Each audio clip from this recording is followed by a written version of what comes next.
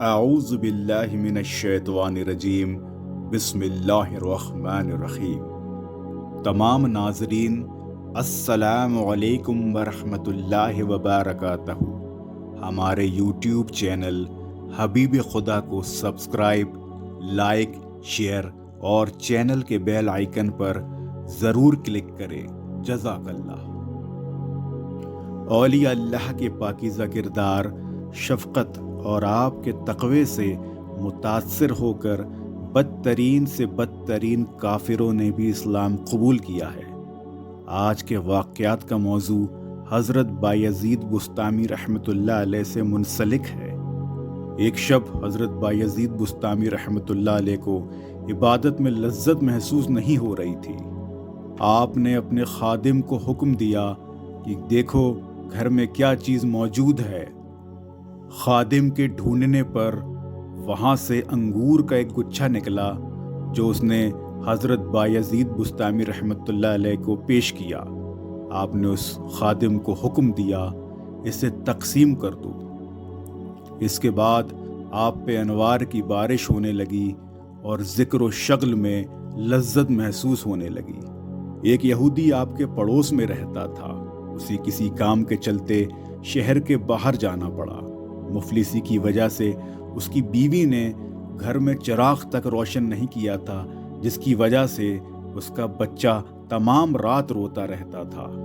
حضرت بایزید بسطامی رحمۃ اللہ علیہ ہر رات اس کے گھر پر چراغ رکھاتے تھے تاکہ اس کے گھر میں روشنی آتی رہے۔ وہ یہودی جب سفر سے واپس آیا تو اس کی بیوی نے سارا واقعہ اس کے سامنے بیان کر دیا۔ اس یہودی نے اپنی بیوی سے کہا، یہ کس قدر افسوسناک ہے کہ اتنا عظیم بزرگ ہمارا پڑوسی ہے اور ہم اب تک گمراہی کی زندگی گزار رہے ہیں۔ وہ اپنی بیوی کو اور بچے کو لے کر آپ رحمۃ اللہ علیہ کی بارگاہ میں پیش ہوا اور ان دونوں نے اسلام قبول کر لیا۔ ایک مرتبہ لوگوں نے قحط سے عاجز ہو کر آپ سے دعا کی درخواست کی۔ اس وقت آپ مراقبے میں تھے۔ آپ نے سر اٹھا کر فرمایا، جا کر پرنالوں کو درست کر لو، بارش ہونے والی ہے۔ کچھ دیر بعد بارش شروع ہو گئی اور یہ ایک دن اور ایک رات مسلسل جاری رہی۔ ایک مرتبہ آپ رحمۃ اللہ علیہ ایک امام کے پیچھے نماز پڑھ رہے تھے۔ فراغت نماز اس امام نے آپ سے عرض کیا، حضور آپ کا ذریعہ معاش کیا ہے؟ آپ نے اس سے ارشاد فرمایا، پہلے میں اپنی نماز دہرا لوں پھر تجھے جواب دیتا ہوں۔ امام نے حیران ہو کر آپ سے عرض کیا، حضور آپ نماز کیوں دہرا رہے ہیں؟